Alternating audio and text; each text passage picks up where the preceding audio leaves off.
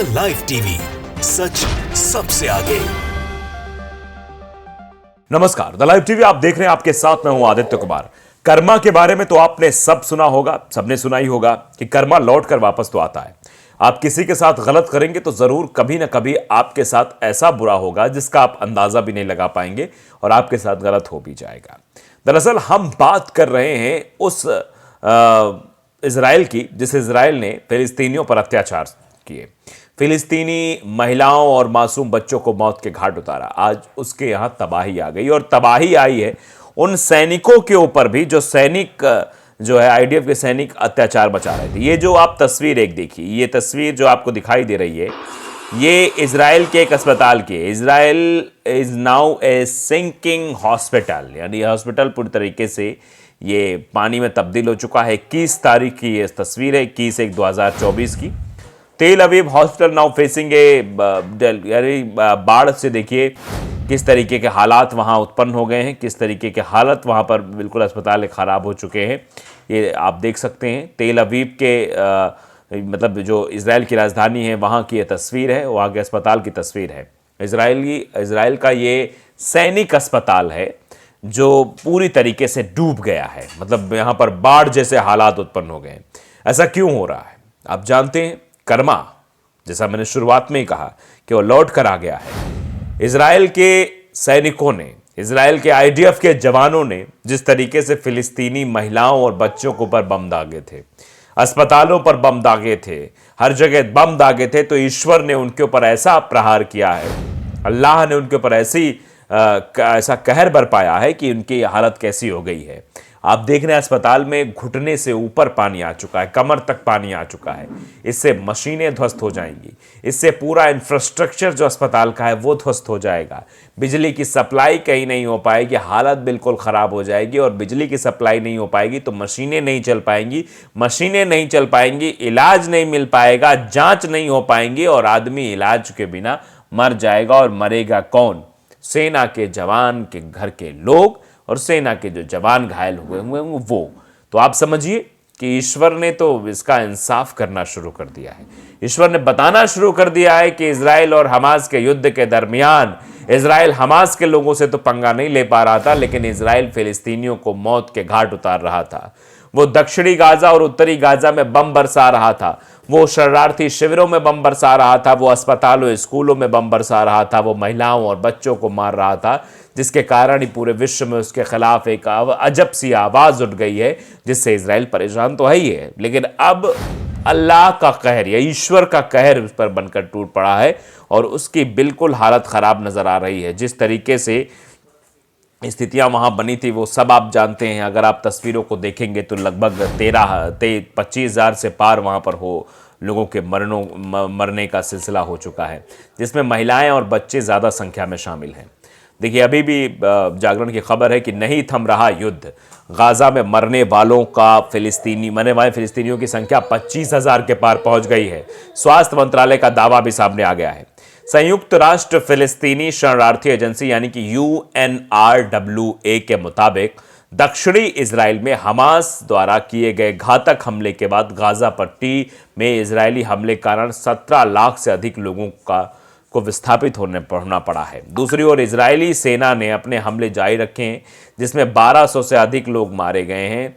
अब भी 200 लोग हमास के कब्जे में हैं, ऐसा बताया जा रहा है।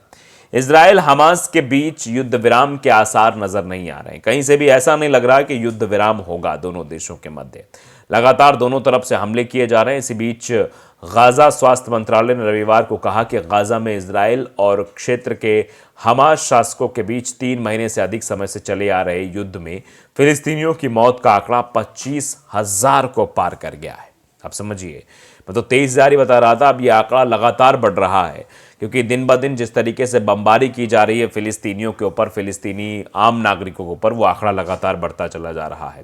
समाचार एजेंसी AP के मुताबिक स्वास्थ्य मंत्रालय के प्रवक्ता अशरफ अल किद्रा के अनुसार 24 घंटे में गाजा के अस्पतालों में लगभग 178 शव और लगभग 300 घायल लोग लाए गए।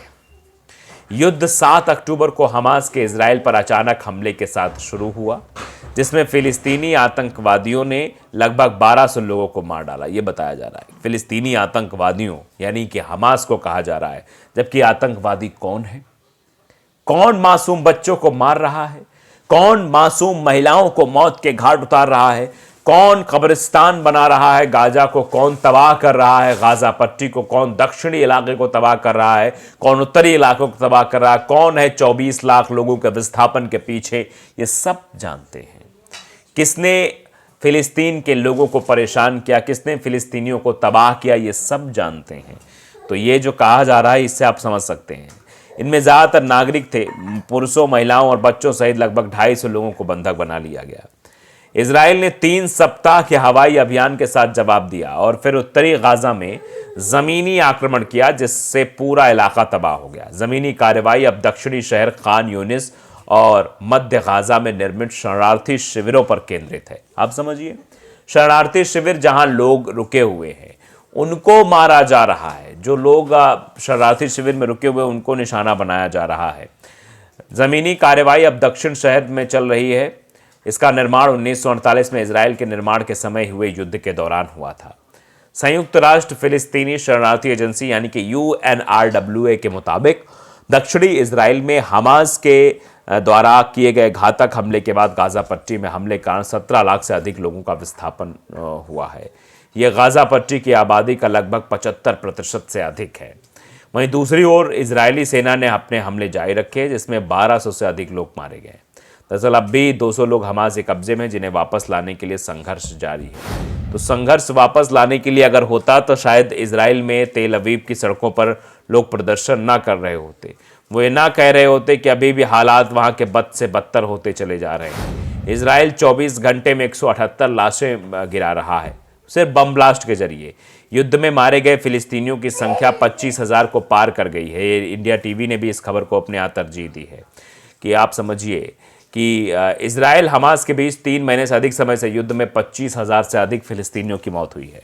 गाजा के स्वास्थ्य मंत्रालय के प्रवक्ता के अनुसार पिछले 24 घंटे में 178 लोगों की मौत हुई है, साथ ही सैकड़ों लोग घायल हुए। इसका प्रमाण यह गाजा के अस्पतालों में बीते 24 घंटे में कम से कम 178 और 300 घायल लोग लाए गए हैं।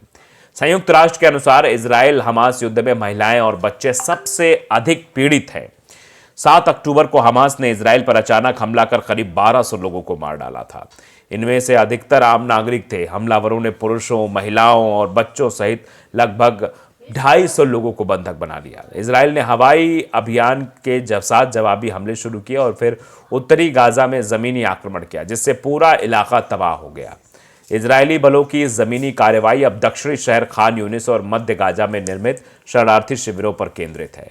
गाजा के स्वास्थ्य मंत्रालय का कहना है कि 7 अक्टूबर से अब तक क्षेत्र में कुल 25,105 फिलिस्तीनी मारे गए हैं, जबकि 62,681 अन्य घायल हुए हैं।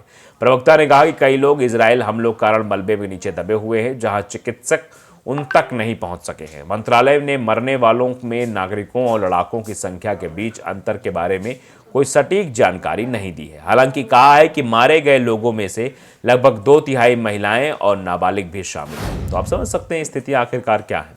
द लाइव टीवी को अगर आपने सब्सक्राइब नहीं किया जरूर करिए, बेल आइकन दबाइए ताकि सच खबर आप तक पहुंचती रहे। नमस्कार। द लाइव टीवी, सच सबसे आगे।